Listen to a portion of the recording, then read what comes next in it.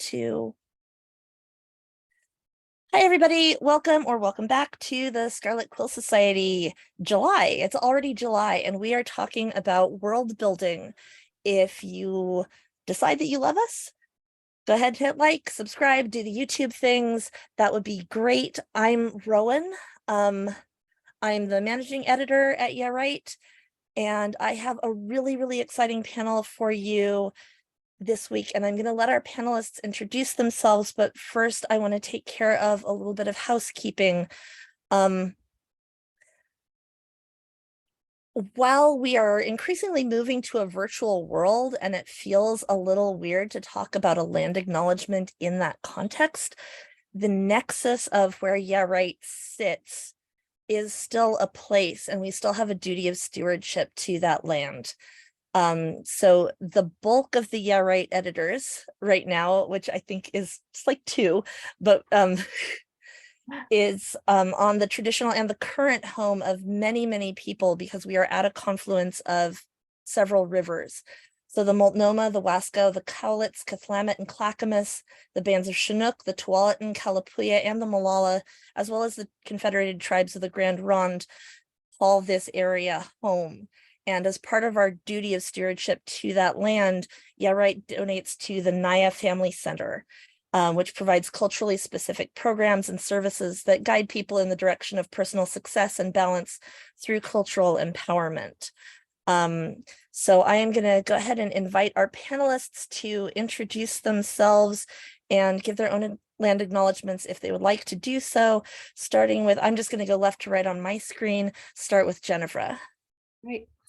Genevra, I'm sitting in Roanoke, Virginia, which is the ancestral land of the Yisang.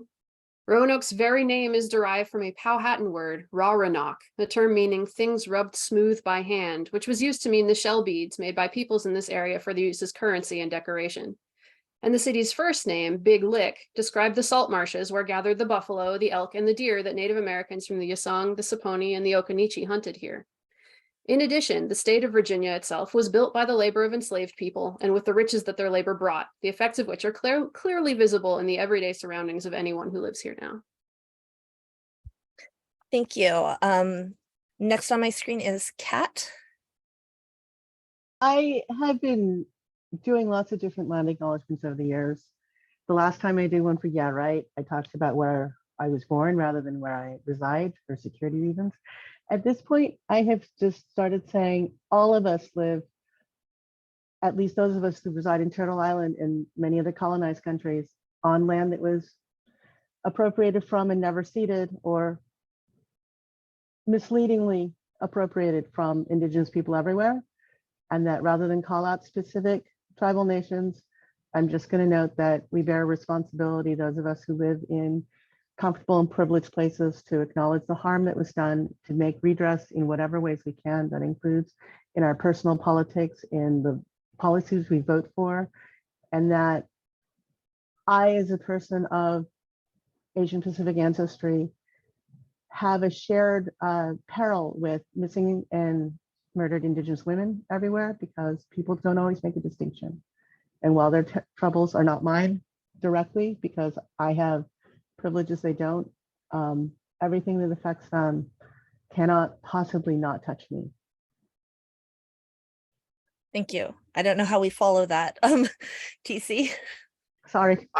Not at all. I mean, I love what, I oftentimes pick up what Kat puts down, and I will say I'm TC. I am on Ohlone land in Oakland, California, and I want to sort of celebrate Indigenous joy and resilience as well, with 2 ways, in food ways.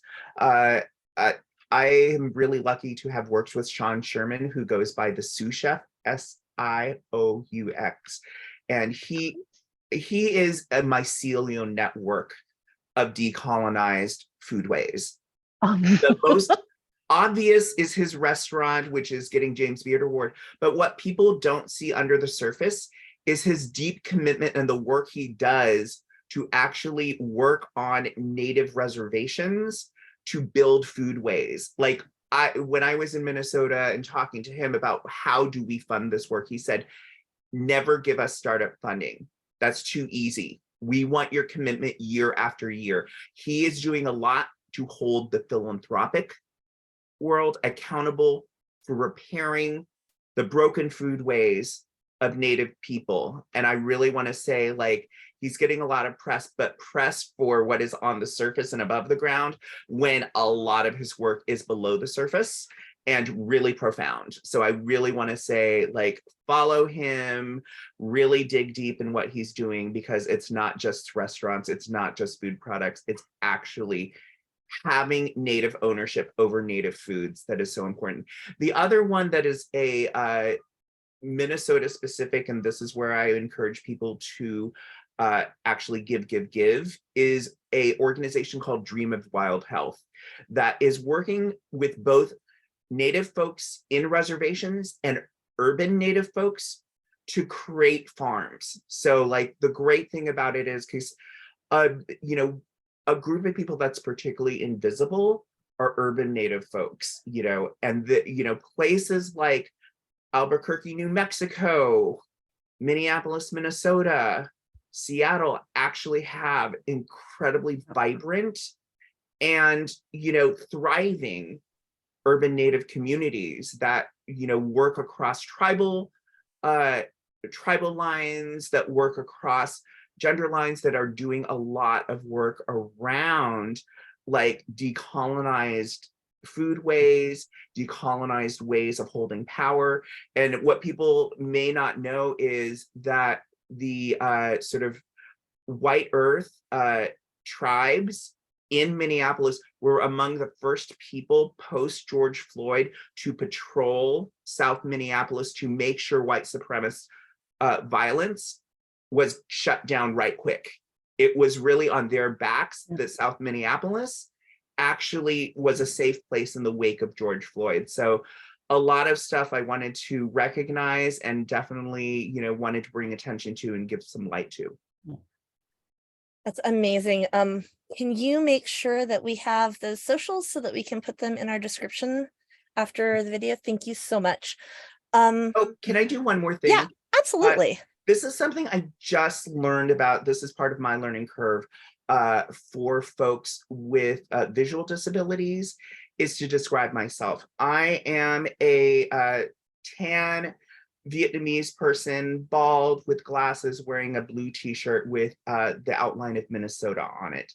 So for those of you who may have visual impairments, wanted you to have a little descriptive of me to be able to fully engage with the conversation.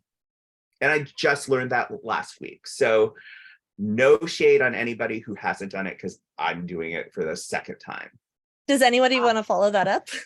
Absolutely. I had two things. One, Jennifer, if you want to just have a simple thing, I have a segue, so please. That's what we love about you. I would just say I will also describe myself. I'm a small mixed Filipino-American with long dark hair, wearing a green shirt and a little red hair bow, and sitting in a library.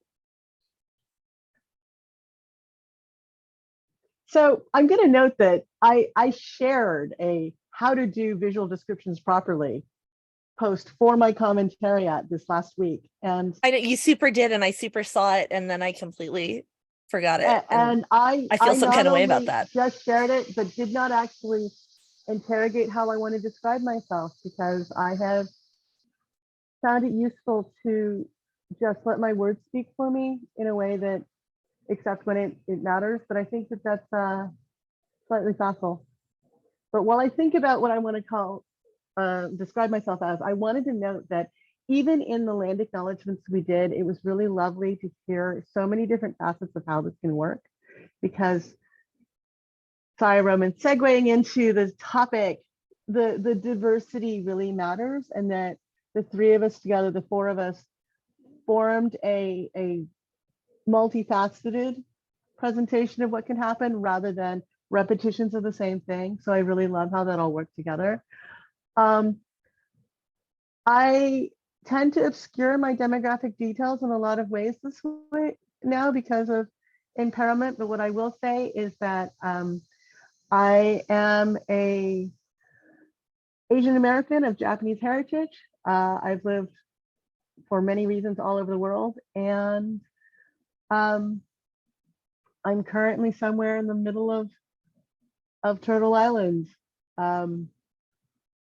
having experienced life in all sorts of interesting different places. And my socials will be in the notes for the panel, I think. And They're in people the are notes for welcome the to come find panel. me.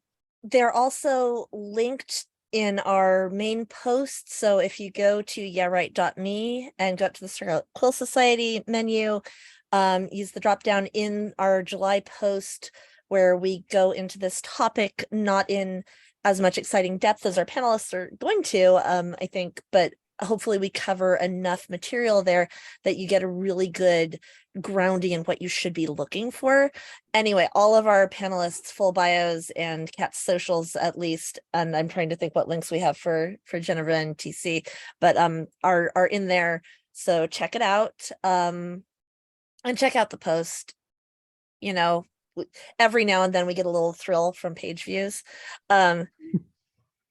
So speaking of segue, I will say, I am the token white person. That's me, which is great. I love that we have a panel that doesn't look like me. I love that we have a panel that doesn't sound like me. I think that a lot of times as white people, we try to do things and touch on diversity, but we're just not positioned to catch everything, and we're not positioned to catch most things, frankly. So I'm really excited to let our panelists just riff off of each other for an hour here. And hopefully I can, with the questions that folks have sent in and with the questions that I have, just keep the discussion moving. My job is to stay out of your way. Now that I've talked for a whole bunch, I will get out of your way. But one of the things, and Kat was talking about this, about segueing into our topic, is when people talk about world building tropes, we sort of forget that we also use world building tropes, not just in science fiction, not just in fantasy, but in literary fiction, in personal essay, in the assumptions that we make about the world in those things. When we fail to describe a world that is maybe outside of our suburb, when we fail to give background or context. And so a lot of these things, and you'll see world building tropes in media. You'll see it in supposedly objective news media where they are talking about Heartland America or real America, and you know that they mean a specific subset of rural white America. So let's just jump in and say, like, how do tropes fail to reflect the world that is actually around us, and what can we take from that world when we're world building? What do we miss when we rely on those shortcuts to describe the world?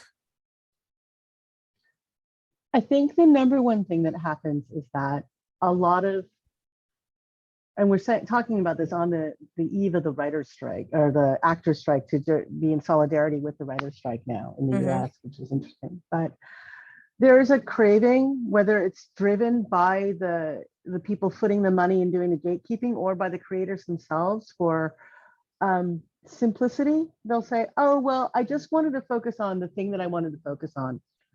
And that presumes a definition of diversity as unnecessary complexity. We see this in medical studies. We see this in the composition of a literary canon. We see this in a world building. We see this in the things that we accept in the stories that we read and are written about. To go into literary fiction, I surprise people often by telling them that I really love the work of John Irving. And they say to me, but Kat, it's so white. And I'm like, yes, but he's deliberately white, and he acknowledges that it's white. And then he makes the very whiteness a part of the story, because it is an essential part and a necessary part of the world that he's talking about. And whether they overtly discuss how racist that whiteness is, you're aware of that somewhere within the story building, as opposed to, I'm going to pick on Seinfeld, Sure. Yeah. That's not a New York that actually exists, but that's a very, very Hollywood New York. Well, Seinfeld or Friends or So Seinfeld, Friends, there's a whole long list of these, right? And so that trope New York. POC, when trope New York is white, except when it's not. But the ways in which it's designed is to create a thing that is some kind of fantasy pureness, and people don't recognize the genocidal nature of world building that does that, the fascist nature, the white supremacist nature. And then they say, well, if it was set in China, and I'm like, that's a different world, stop. And often people don't recognize the diversity that's actually represented because they don't have enough context for it. No, not everybody in that shot is, for instance, Han Chinese. Not everybody in the shot in Japan is from a specific place. Maybe if you can hear the accents, you can hear the diversity that's represented there, but it's very easy if you are somebody who comes from the center to think that that's a normal way to tell a story. And then if you are from the margins, the canon that we're given to learn how to write from is so homogenized that we don't learn to write our own voices in organic ways that actually reflect the way that we live. So I was going to say, and that ties in really close. I've said before, I think that when you use a trope, it is a bid for connection with your reader. A lot of the time it's shorthand. But if you use a trope that cuts out 65% of your readers, you are actually denying them the connection with your fiction, with you, with the story that you're trying to tell, and it's a dead end for the reader. So if you are not careful with where your tropes are coming from and how they are deployed, then it's the exact opposite of why you would use it in the first place. And something that I popped off on Facebook was after seeing Joyride, I listened to the Pop Culture Happy Hour kind of like conversation about it. And it was a great discussion up until the point where Linda was just like, I wonder when like movies about Asian Americans can just be about people as opposed to being like Asian Americans. And, can a raunchy comedy like The Hangover, she said the raunchy comedy like The Hangover isn't about white men.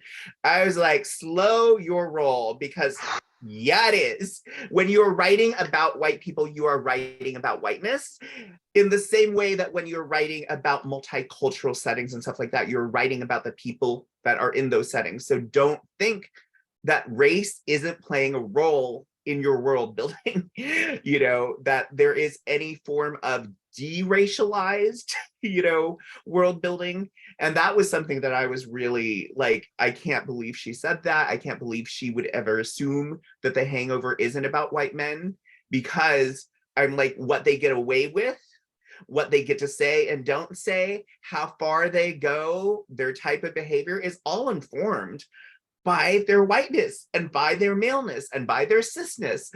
And so I think that is something to really acknowledge, is your tropes and your writing is about something, is about people, and it is not neutral, it is not deracialized, and I do want to lead to the point, we have 3 AAPI folks in the room, and at least with Kat and I, we have a lot of parallels, but we are really different. Our experience of the suburbia, she had to tell me I was erasing her experience, because I just assumed her suburbia was my suburbia, which is surrounded by Asian people. I grew up in SoCal, and I was surrounded by Asian people, and all the Asian people fled from the Chinatowns to Orange County. And I was like, that must be what it is, because that was my experience. And I just want to say, we had seeded this conversation in the pre-talk, but Yeah. this So thing just to footnote that, TC just said again, I grew up in suburban Southern California, and the thing that makes this particular intersection for me and TC particularly pungent is that I also grew up in suburban Southern California. I just grew up in a very different suburban California, because my suburban California starts just a little bit before TC's does. Yep. And I have that very isolated, I'm the only Asian kid in a sea of whiteness experience that shows up a lot in dramas, because my cohort got access to being able to tell stories earlier. And so our stories got told, and TC stories didn't necessarily escape that enclave as Exactly. early. And so for me, the interesting conjunction is at, for instance, Shang-Chi, which acknowledged the diversity of that, because some of the characters have a more assimilated or isolated experience, and some characters were within the enclave. Because And I come sometimes from within the enclave makes you more assimilated. Like the Aquafina role, she's, you know, like she says, I only speak ABC, you know, type of thing. so, where sometimes when you and live in that's an like, enclave, where did you live, right? exactly. And that it's also a trope now that the other kind of Asian American is the kid who grew up in the middle of not anywhere in Southern California as the one Chinese family in town, for instance. I come from a community where our enclaves were forcibly broken up during World War II and never really recovered. So there's a diversity of experiences, but there's a tendency to treat us like a monolith. And that brings us to, I think, the giant world building, unless Jen had a point Well, here. no, so I grew up in a central Arizona, northern Arizona-ish town with 8,500 people. My family is a 0 point something percent on the census that brings diversity to this part of Arizona. And so, you know, yeah, the breadth of Asian experience in the States is very variable. Yeah, and I want to bring up a we're only 3 people on a Zoom, and we're bringing massively different experiences, identities, and, you know, cultures to this. And so that's why monoculture, you know, like monoculture in genre fiction is really problematic, because you know, it doesn't tell a really good story, quite frankly. I'm still, you know, as I said before, when I was talking about like the depiction of, oh God, what was that Netflix miniseries, Shadow and Bone, of like, right.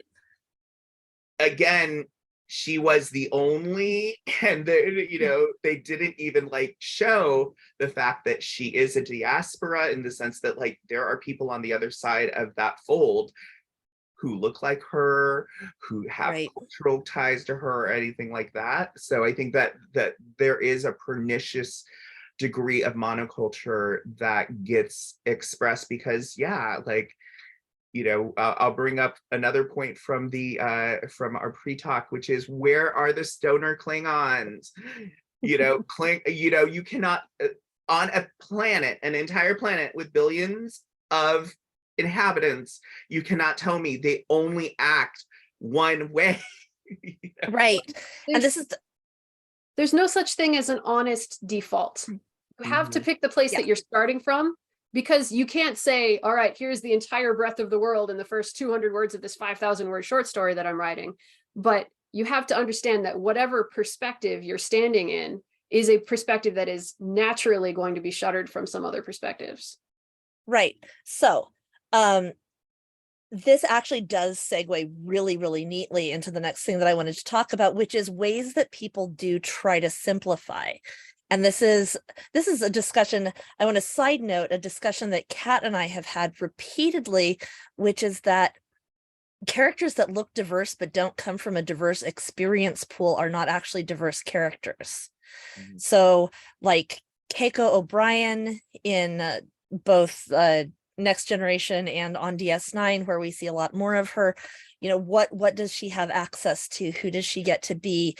But even more so, if you are writing characters and you're like, well, I just want everything to be happy and smooth, so I'm going to have a Black person and a white person and a Japanese person, and I'm going to have a Filipina, and I'm going to have, you know, all of these different looking people, but you don't acknowledge that they came from a breadth of different backgrounds and a breadth of different experiences. If you're like, I'm just going to take that out because that's not what I want to, they're just people, you've now made a bunch of white people.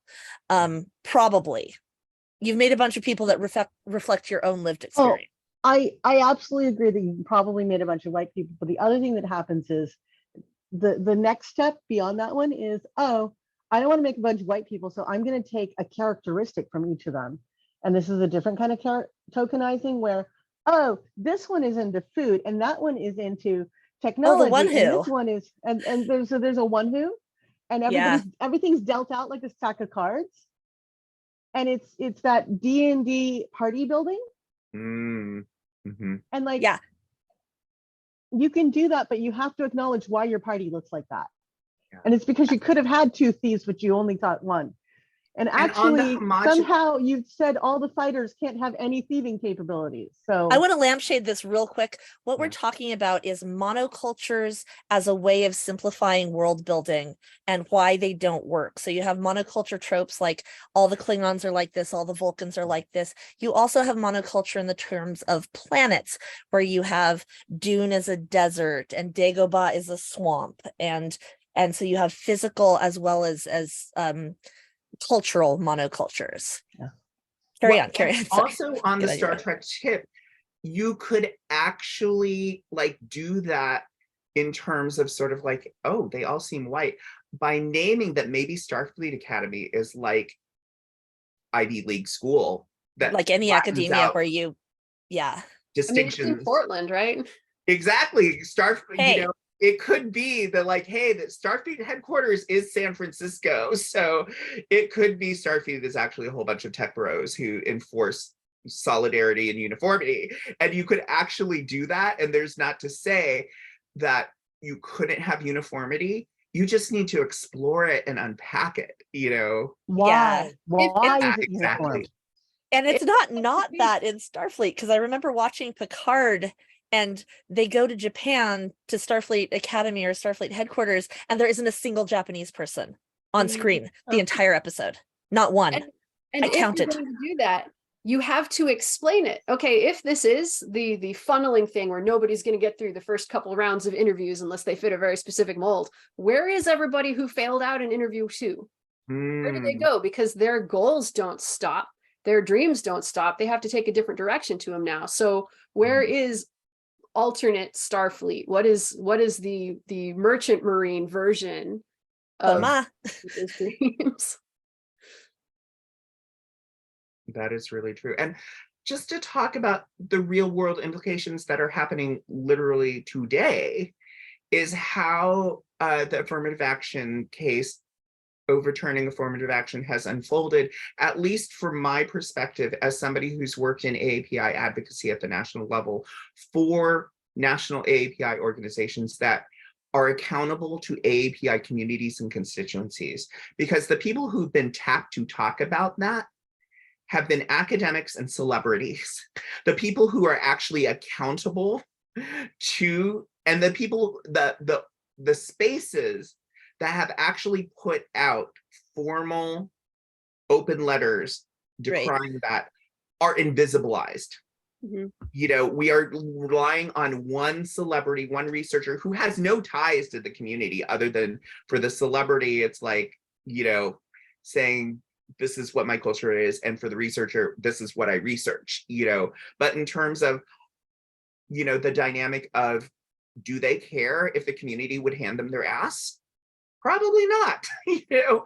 And so I, you know, like on another NPR podcast, it's been a minute, is essentially like they had this researcher, and the researcher really said, well, you know, all APIs need to take accountability for the APIs who are against affirmative action. That is something we all have. She said that is something we all have to address. And where have we heard that before? Did you not read from the Southeast Asia Research Action Center, from the Asian Pacific Americans in Philanthropy, from like the Asian American Justice Center? Did you not read all of those like open letters decrying that? And those are from institutions who are accountable to communities, who actually like have processes of policy platforms that are informed by the lived experiences of APIs on the ground, but they don't have a voice in our dialogue. That's where the monoculture in fiction translates to how I, as somebody who's a change maker, gets treated by institutions like the media. I just don't exist. Well, I mean, I'm going to note that this is a thing that Arab Americans and Muslim Americans have been also at the pointy end up for decades now, where there's a claim that, oh, but you need to disavow. And only some communities are asked to do this. And that erasure is about molding a narrative, and it's propaganda. And we don't talk about the fact that we live in a very propagandized world. We only talk about certain things from the outside as propaganda, and we think about propaganda as a thing that happens to other cultures and other places, and don't examine the stories that we're being told, and also the stories that we accept telling ourselves because we don't know better. The day that it was made known that bin Laden had died, I went into the bodega on my corner, and the owner there was Muslim, and he stopped me while I was shopping and said, "I need you to know I'm very happy about this." And it was because this was a white neighborhood, and he knew he was going to be getting nonsense because of how people are. This is the story they know. This is the story they see. This is the story they've been told. And he doesn't stand there. And I need you to know. And, you know, he was smiling while he said it. He was trying to be very approachable, but it was like a little ice dagger. Like, you didn't need me. You didn't need me to know, but I'll make sure other people know also, sir. Right. And this is the fallout of accepting these monoculture tropes in our stories. And this is why we need to push back on monoculture tropes, and why we need to especially push back on specific monoculture tropes that I think most of the folks listening are going to be able to identify pretty quickly. Oh, those warlike Klingons. Wow, those brown skin, hot tempered guys. Oh, look at the Vulcans. Yeah, but more than that, let them have individual personalities. And, you know, have more than two factions. It's more complicated than that, but at Also, least have more than one. Please don't just have the, oh, I know my culture sucks character. Because that's the other way that this works out, is people hear, oh, this is bad, so I'll do this other thing. Generally, right now, in 2023 and going forward, because people are finally starting to look at tropes, there's a lot of, oh, I'm not going to do this because I'm going to flip it. And I talk a lot about discrimiflip, which is a term that N.K. Jemisin started popularizing in my world. It doesn't work. You can't just reverse it. You can't just have, oh, I'm the queerest, most POC lefty Mormon, ex-Mormon ever. I'm like, there's so much more going on than that. There's a whole, it's a complicated identity. There are lots of complicated identities. Don't just tag people with every single checkbox you can. Well, and we also don't see, assign one checkbox each. But people also see that kind of flip in like hyper Christian post-apocalyptic like tales where, oh no, the school has like a moment of silence instead of a prayer in it, and it's just, it doesn't read the same. It really doesn't read the same. But we've talked a lot about people culture. Let's talk about monoculture on a world. And I think this is going to be something that Genevra has a lot to talk about. Genevra and I share my sad gardening stories and her happy gardening stories. Our traumas and triumphs. But just when we were talking earlier, and I think this was like right before we started recording, we were talking about how monocultures can exist on our world in a microcosm, but not on a macro scale, because a monoculture is dependent on a diverse culture around it to support it. So I just exhausted what I had to say. Does anybody want to take that ball and run with it and say like, oh, well, we can eat like this time of year because we're shipping our produce in from Argentina? So this is actually a discussion I was having with my husband the other day. There was some silly fantasy thing we saw where there are like 60 knights and there's a village of 150 people supporting them.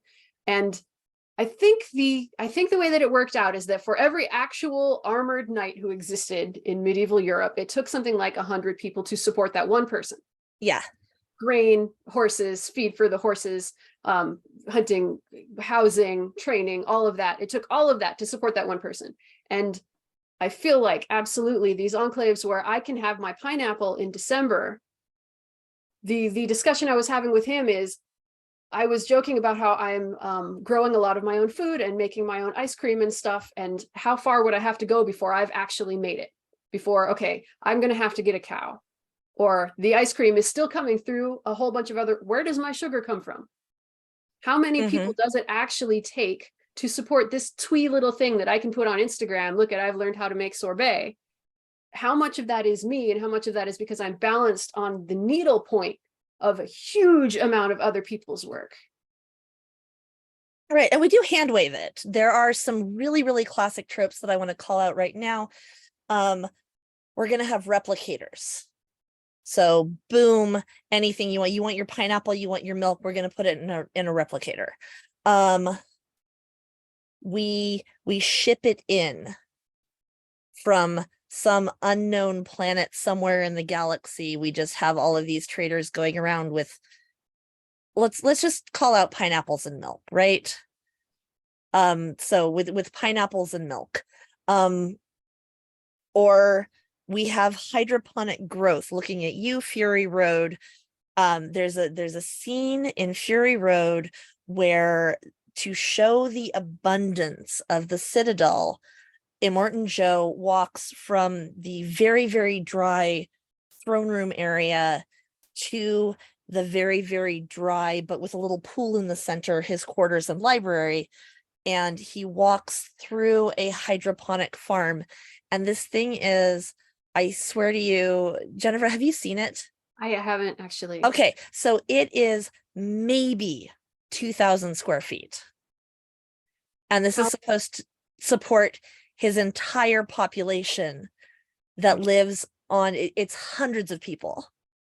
You know, I have a whole pet rant about the whole support your whole family on this 35 square foot garden thing that took off when the pandemic happened, when the pandemic started, that I have a whole very angry screed about how many people would be gardening who won't. This is a fantastic spot for that. Give it. Well, because they are told, they get this very narrow story from somebody typically who lives in Southern California or Australia, who can garden for, 340 days out of the year. And they're told, as long as with appropriated water. Yes. Yes. And that doesn't, they don't go into that too much. And they're shown well built up, expensive row gardens in planters with soil that's been brought in from somewhere else because the local soil isn't good enough, and fertilizers that have been brought in from somewhere else because the local fertilizers aren't good enough, and seed that's all been brought in from somewhere else. And they're told, here, take this 2-gallon pot and you can grow a 5-foot indeterminate tomato, and that'll be all the tomatoes you need for the summer. And they're told, take this 10 square feet and you can put your corn there, and that'll be the corn you need to feed your family of 3. And they do this and it fails. The weather's wrong. They have bugs. They don't know what they're doing in terms of fertilizer. You cannot grow a 5-foot tomato in anything under a 7-gallon pot and have it be genuinely happy. And also rodents. I tried growing like 18 tomato plants and there were little tomatoes all over my driveway.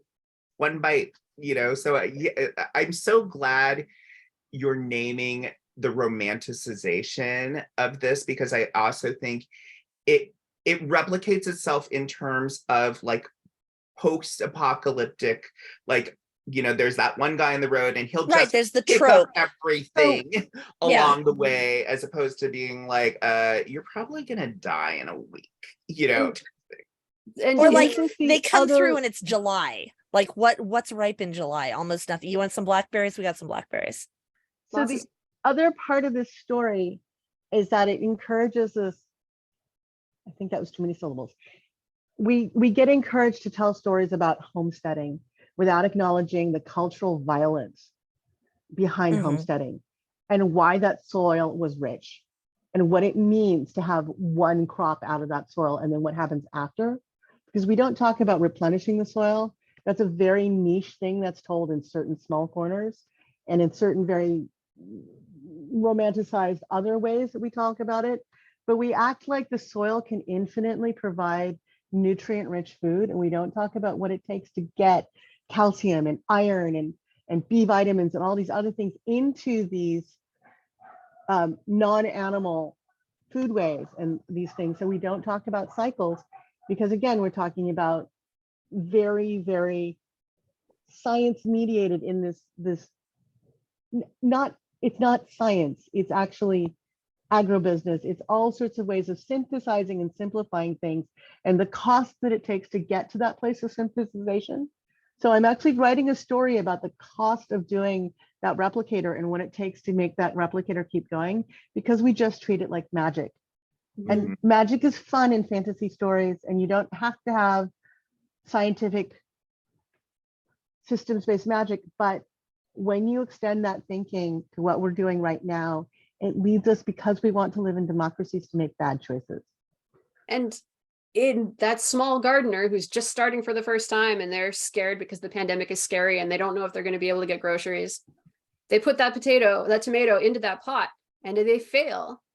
And they think, well, that's on me. As opposed to that is on the person who told them this fantasy story. Because that's somebody coming from a position of authority or assumed authority. And they think, well, clearly this means I did something wrong. And then they stop. And they don't take up the power that they could have to actually provide something for their family that way, and satisfaction for themselves, and all the struggles and perils of squirrels and groundhogs and verticillium wilt and all of that. Because they think, here's somebody who told me step by step this was all I needed to do, and it didn't work. Rather than thinking that story isn't for here, and that story isn't for me, and that story might actually not be for anybody. And that's another case of flattening, right? Like if you assume that you are living in the physical monoculture with the person who told you that, maybe you're not. I can't grow oranges here except in buckets. If I were back in Fresno, I would have no problem growing as much citrus as I wanted. Oh, backyard citrus. So we're not going to start there, I'll cry. I have gotten my children to be very cynical about the kind of world building game that's really popular on your phones and other devices now, where you just sit there and then you clear a little ground and you do this and you do that. And I'm like, how did you manage to clear the ground? And what did you do for nutrients while you were spending the energy to clear the ground? You clicked on the shovel and you clicked on the square, and now the ground is. And now the rock gave you a resource. It's not just a rock that you now have to deal with. Hook. Let me talk to you about the technology it takes to make a fish hook, and why this method that's used in this story is not the best one. There's another one that was a lot easier that you would have had access to, 5 rounds ago in this game if they let you do that fish hook instead. And so these are part of the stories that we tell, and these are the narratives that we're coached into believing, which lead us to making bad decisions. This is apparently my theme for this evening. While we're talking about video games and bad decisions, I want to talk about one that's near and dear to at least some of our hearts. Let's talk about Zelda. Oh, yes, please. Because I want to talk about the way that people try to. So one of the classic fantasy tropes, right, is everything is Europe. Everything is Europe. It's a square. There's some land up here, and then there's some land down here. There's a small ocean here. There's a larger ocean to either the east or the west if you're trying to be fancy. Depends. Can I make an even bigger distinction? Oh yeah. Every place is the Isle of Great Britain. Maybe. Oh yeah. Because yeah, you might get France and Germany if you're lucky, but like your thing's gonna happen. One place that never gets included when we talk about like the Middle Ages in Europe is Spain. And did you know in the Middle Ages, Spain was a hella progressive caliphate of Syria that was like kicking ass in math, kicking ass in astronomy, kicking ass in agriculture, and actually had under Muslim rule, openness around religious freedom. So like Jews were coming to Spain during that time to practice Judaism. Christians were actually like having Catholic mass in Arabic. So the fact that right, even when we simplify to everything is Europe, we're simplifying more than Europe. There's still was. Arabic speaking Christians, but I will note that there are fantasy stories that are set in sort of not Andalusia. The thing that I find fascinating is that we only have two kinds of stories of monoculture warrior societies with maybe some wizards, and we have urban places with diversity. And we don't talk about the fact that there's all sorts of interesting things that happen, of like giant movements of people from one place to another as they're displaced by empire, which has been true forever.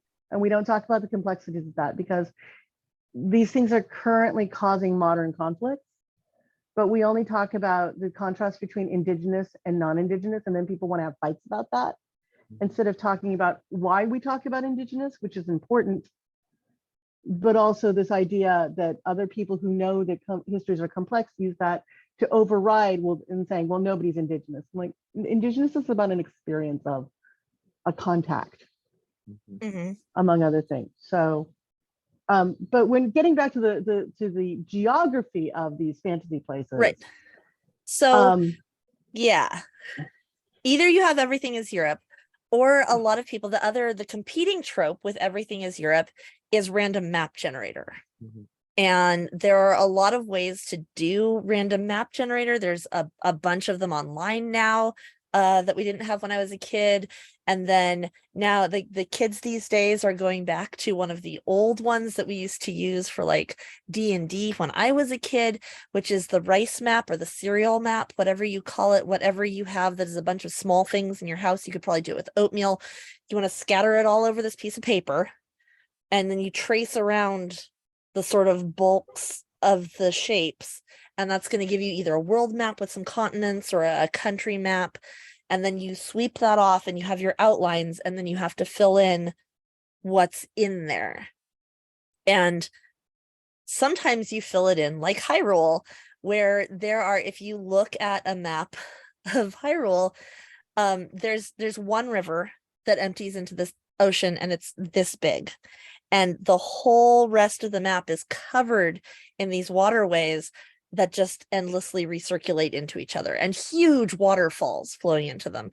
And as Genevra has pointed out, that's because the water falls out of the sky now, right? Because yeah, it's flowing from the sky islands. But there's a theme park or the Matrix. I don't care which one you choose, but it's clearly one or the other. Well, that's yeah. For Zelda, I think Zelda specifically gets to lampshade it a little by saying this world is so God-trodden and shattered that things don't make sense, and they don't need to make sense because we're only going to do a factory reset in another 150 years. Because that is specifically part of the way the story works, that it's just ruined. None of the gods are talking to Hylia. You know, I think that Zelda gets away with it a little bit, but I feel like a lot of the younger writers who are raised on 25 years of Zelda games are like, right, they didn't interrogate really that. Well, so this is what I'm gonna do, because they aren't putting in necessarily the underlayer of, no, the gods in this world have their fingers in everything, and the rivers don't need to run right. That's actually a point that I wanted to bring up that I know I messaged all of you about before we started talking. What happens when you inherit a world? If you're writing fan fiction, or if you are the next guy chosen to write a Star Wars novel, and I use the word guy judiciously, or if you are, you know, thinking about Trek, or if you are writing, as things come into the public domain, right? Like you're writing Winnie the Pooh fiction. What's happening here? He just can't wear the red shirt. It's okay. As long as he's naked Pooh, you're fine. Sorry. So, okay, so tie-in novels, whether you're writing fan fiction or whether you're writing authorized in the world, makes a big difference, because your contract is going to determine how much you're allowed to alter things. And if your contract doesn't specify, and you are, for instance, John M. Ford or Diane Duane, and you write a fix-it novel that's actually paid for and licensed, then what happens is that whatever fixes you make are going to get steamrollered by the next person down the line who doesn't care. So sorry, that's the reality. And some people will hold on to little tiny threads and try and pull those into the tapestry 30 years later with. And you will create a niche fiction that is much loved by a tiny corner. Yes. And thank you very much for doing it. I would also TC's going say, to talk about comic books, I hope, on this. no, I'm actually going to bring in my public health hat, because Dr. Cameron Jones, who used to be the president of the American Public Health Association, knows how to craft a metaphor like nobody's business, and it really ties to what Jen said, which was she uses the gardener's story to talk about racial inequities. And one of the things she says is, there are these two pots of plants, of zinnias, and in one she like took out all the soil and put in fresh new soil that's fertilized, and the other she just popped in seeds. And then she said, like, as the gardener, I saw one pot had scrawny, small, even dead flowers. The other one were like bright and vigorous and stuff like that. And what she said is, most of the times we put the health of the flower on the flower, and we don't talk about what the soil is that they're growing in. And also the other thing that the kicker for me was, the other thing that she said was, we never talk about who the gardener is, in terms of who put that soil in there and who is denying fertilizer or care or watering to the other one. And I think if you are writing these things, I'm going to encourage you to, number one, with what Jen said, talk about the soil. What are the conditions? What are the systems? What are the structures? Because that is the giant hand wave that I, at the policy level, am fighting against all the time. Because policy, 99% of policy in this country is designed to make people act better, as opposed to shift systems to treat people better. And that is because we have a whole lot of narratives that only talk about the flowers themselves and not the soil and not the gardeners. So, I mean, that's where I just wanted to pick up what Jen put down, which was like, that garden work is oftentimes only focused on either an individual gardener, or just like, oh yeah, this scrawny little carrot, it must have sucked, it was a bad seed. Not the soil, I didn't water it correctly, it wasn't the Soil's right, not deep. Yeah. all of those things. I want to pull back one more bit from that camera intensity on that pot, which is that a pot is an artificial environment. Mm-hmm. And you're growing a thing in a pot because it cannot be in the ground, Mm-hmm. or you have some reason to put it in a pot. But Mm-hmm. a thing which is indigenous to the place where it's growing, in theory, is the thing that has been adapted to growing in that place with a certain number of, I'm not saying that there's some kind of Edenic, oh, it doesn't need any touching and that's the way God made it. I'm not saying that. But the amount of irrigation we expect for things, Mm-hmm. because our weather systems are changing, because our environments are changing, we do need to water. But TC and I come from California, which is the agricultural heartland of America in ways that it's not acknowledged, because we only talk about the grain fields in the middle. But that stuff is artificially watered in a desert. And there are other ways of growing and sustaining, and community sizes and other things that involve less consistent battle with nature. There are things that we don't think, we are trained to believe that things have to be a struggle, and that you cannot have benign neglect that leads to good outcomes. Because we don't talk about sustainability in that way. We don't talk about, can you do this with minimal effort? We only talk about things we can do with maximal effort.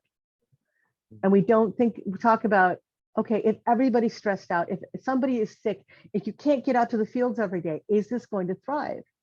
Because there's a different way of looking at how to create a garden, for instance, which is, I'm going to put it in, this is a thing that belongs in this particular area, so that if I leave it alone, it will grow, because these other things I've planted in this place that will take care of this thing, that the animals in this area are things that do or don't eat this thing. There's a certain amount that is here so that even if they eat it, it's okay. There's a lot of things that I am not a gardener. I'm not going to give specifics on this because I don't know. What I know is that there are different ways of thinking about this. And I didn't really understand this. I may have told the story on Y'all Right in a different panel before, but until I moved to Australia for a year and looked around and realized how artificial it is to have rose gardens in Australia and what it takes to have a rose garden in Australia, because it's not a place that's supposed to grow roses. Roses And are what it means to have a lawn in England is so different than what it means to have a lawn in North America. Roses are exactly what I was thinking of when you were talking, because I'm trying to transition. So I've lived in my house now for just about 3 years. And previous to me was a gardener who was very interested in impressing her will on the land. I do not have time to maintain that sort of garden. I am not spending, I'm gardening largely to feed myself, which means that many of her flowers have had to go. And she had a series of really lovely rose bushes that I fight with every week. Whereas the coneflowers, the seeds of which the birds scattered off of one coneflower, are everywhere in my yard now, need no irrigation, provide constant pollinator feed, and are almost up to my sternum and perfectly happy, because this is where they're supposed to be. Mhm. And I think that leads to something that I, as a funder, get asked all the time, that I want us to engage, or want folks in fiction to engage with, which is, what is the problem you are trying to solve for? Because, and I want that to be more explicit in policy as well, because, for example, can we be honest about right-wing attacks on public education? Of the problem they're trying to solve for is not to get students to have a better education and more choice. It's to eliminate the success of Black and brown folks, and to name that as the problem. And I was thinking about, for the previous owner of Jen's, house, the problem she was trying to solve for wasn't about making a pretty garden and having beauty in her garden, because you could do that with coneflowers with much less effort. It was to actually dominate the land. And can we be explicit about the problems that people are trying to solve for and not let them delude themselves?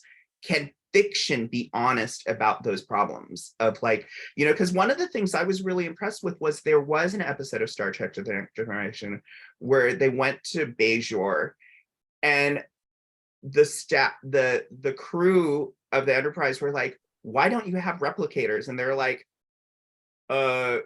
class and colonization and all of those things. And I was Cardassians ripped them out when they left, guys. Yeah, Think about exactly. It was one of those things where finally you explain something in the series. But I do think, when you are intentional about what is the problem you are solving for, I think a lot of things end up getting clearer. And when we push each other in fiction, as we should be pushing people in policy, I think a lot gets cleared up. I think that's a muscle that it's good to flex, both in fiction and in policy, and that flexing it in fiction is going to give you a good warm up for flexing it in policy. And if nothing else, and I'm sorry, my dog just started eating, so if noise is coming through, let me know. But if nothing else, be honest with yourself about the problems that you're trying to solve for in fiction. It's possible that your characters may not be in a position where they can be honest with themselves or with each other, or whether that's a social position or a part of the problem that you're going to solve for in your story is their inability to be honest about that, and to give them that epiphany and to give them that moment where they can see the world as it really is around them, or see their participation in systems. The one that I really like for that is Susan Matthews' A Prisoner of Conscience and the sequels, which is a really, really policy heavy, it's me, so it's focused on judicial procedure, but it's actually all the content warnings, because it's medicalized torture as a judicial tool, and it's about a young man who had hoped to become a doctor and whose family has a history of military service. So this is now what he's going to do. He's going to become a ship's inquisitor, and what the system looks like and what you have to do in that system. But you know, so obviously like there's a lot of character dishonesty, but the author is never unclear about the problem that she's trying to solve for. She's never unclear about the metaphor that she's making. She's never unclear about what's going on in the series. And so be honest with yourself, if no one else. I would say too, and this will be the last garden metaphor, I promise. Please When no. you're talking about solving a problem, there isn't any solution that doesn't bring a complication. There isn't one, this problem is solved and there wasn't any additional problem spun off from that. And specifically, I've been thinking a lot lately. So I'm a master gardener in Virginia, and one of my concentrations is soil. And we've been seeing in the news the last couple of years, oh, for some reason, our food doesn't have the minerals it used to have in it anymore. Our vegetables don't have the concentration of vitamins in them necessarily they used to have anymore. And that's because there's no rocks left in the fields. We had the problem of, to use the machinery that we use, we need just soil, clean, soft, no structure to speak of, no anything in it, so that our big machinery can run in there and get the vegetables out. Well, you remove the rocks, there are no minerals left for the plants to uptake. You get weaker food, but you're not going to starve on it. And it's cheaper and easier to get out to people. If you're solving for the problem of how do I get 6 million zucchinis in the ground, out of the ground, and into the hands of people who need to eat them, the question of whether that zucchini is 15% lighter on minerals is maybe not as important, because those people are going to starve if they don't get it. But you're still going to have that problem and have to adjust for it. I think that is a big world building trope too, that falls into the oversimplification category, is the idea that we can just solve. That I have a desert world, I'm going to terraform it, problem solved. And we don't ask the question on whose back is the solution. Who's being impacted. I think like that is one of the things that, you know, is really, really important, is that like when we think about what are the solutions to the problems we're solving, the question, you know, as was just said, there are no clean solutions, but oftentimes those those solutions, the mess is on the backs of marginalized folks. I want to discourage the use of clean and dirty in terms of solutions here, because it tends to problematize things in directions that are kind of, I think that you can neutralize them, and with proper context and consideration, they don't have to be weaponized, but I think that it's a little too easily weaponized to start from that standpoint. I do think that we should talk about oversimplified and realistic or nuanced. The other thing here is that the things that you can actually fix in these fell swoops are things that were introduced artificially. And then A you solution can in search take of a that problem. thing out. So you know, we tried this thing, it doesn't work, so now we're going to undo that thing. Can happen, but the thing that we don't acknowledge then is that there has been a certain amount of time where that was absent. So reinserting it does, things are going to have filled in behind that thing that was removed. And so it's difficult. It is more complicated to do world building that actually acknowledges all the intricacies of the system. It's a lot easier to do a little sandbox. And when we do the terraforming thing, we're like, oh yeah, and then we make the temperature this way, and it doesn't discuss the fact that a healthy biome is an interaction of soil bacteria and little organisms that eat other organisms, and this kind of decay and that kind of decay, and this takes up, and it's a really big interconnected, complicated machine that we actually can't even model right now with the advanced computing that we have, because we don't know what all the pieces are. And if we don't know what all the pieces are, we can't put them in. Have you seen the modeling done recently on evergreen trees as migratory creatures? Ooh. Oh, wow. That No, sounds but that's chewy. So fascinating. as the ice comes, and I'll be looking that up. the trees roll out in front of it and then recede, right? They're following the temperature. The trees can only survive in a certain range of temperature. We have exceeded the speed of increase. We are faster now than the trees can move. So this is kind of like wildfires and It little isn't hoppy even and just flying organisms. wildfires. No, It's no, no, a no, bit no. of- I mean the speed versus Oh. the running away thing. and Yes, the yeah, advance. absolutely. The fire is galloping now, where it used to be fairly So, sedate. right. So, Yeah. so the speed of tree movement is now too slow. It is slower Right. than the speed of heat increase. So the trees are dying Right. of heat without effectively pushing their population forward into the Right, newer. they've become unable to migrate to the climate that they need. This Right. is something that an Indigenous scholar friend brought up in one of the very first sensitivity reads I ever paid for a book. We were trying to, the problem we thought we were trying to solve for was several waves of colonization and whether we had introduced indigeneity as a problem. And she turned to us and she said, but your planet is a character too. Right. Your I'm planet gonna is note the that- indigenous character here. I would love to redo this panel with more Indigenous voices, because I'm going to note that everybody on this panel is a colonizer. Yes, that's Yeah. true. And that I have become very aware of the distinction between knowing how an environment works because you've been there for generations and you see the changes, versus having assumptions because you were told a thing about the place you moved to. Mm-hmm. And it's a really dramatic difference. There's so many things I don't know about the place I live in because I didn't grow up here, and and so many of the people I know didn't grow up here either. And so it's, Yeah. it's a I've got a microcosm name or that two in despite the mind. politics. If you think of someone, please Yeah. hit me up and we'll try to rework this. I have some names as well. Yeah. But yes, Because yeah, your environment is one of your characters. It is not just a stage. Yeah, and you don't necessarily understand how all the characters are interacting unless you set them loose honestly. If you're holding one piece still while everything else moves around it, you better have a good reason. we are right down to our time. Did anyone have a point that they wanted to bring up? Last chance to get I in the did wanna chat with just- any questions. Sort of go back to what this conversation started off with just honing in on this, on the whole idea. It's all world building. It's all world building.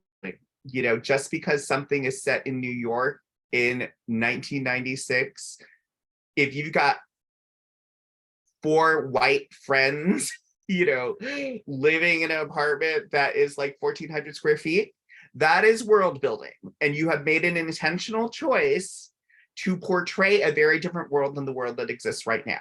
So I think, like, you know, what I took away from this conversation is all of this is about choice. All of this is about intention. And can we direct the intention towards liberation and racial justice, as opposed to retreading the same narratives over and over again?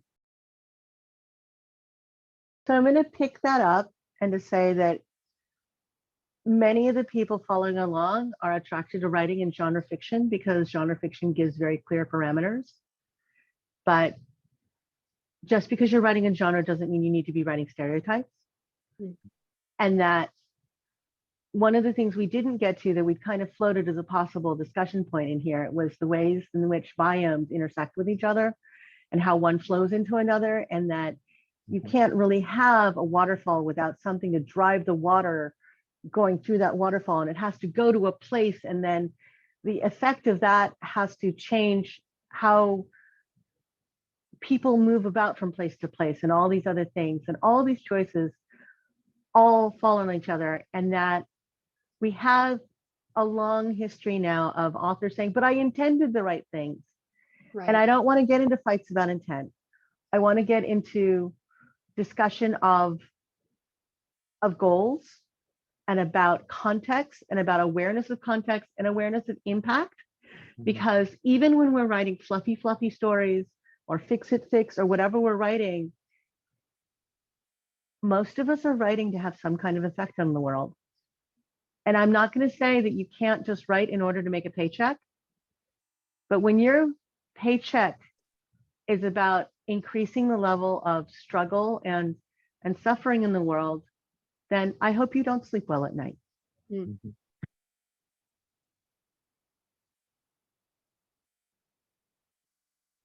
I'm Sorry, I gonna let didn't mean to that be drop the mic last that word. hard. Thank you, everyone. Thank you, Kat. Thank you, Jennifer. Thank you, TC. Thank you for joining us. Thank you to our studio audience. I am going to go ahead and stop recording now. Folks, join us next month when I have no idea what the topic will be, but it'll be in the post. I'm so sorry. I completely did not look that up before we did it, but maybe you find my lack of preparation charming. Let's go with that. Thank you and see you next Spontaneity. time. You're gonna make me cough. All right.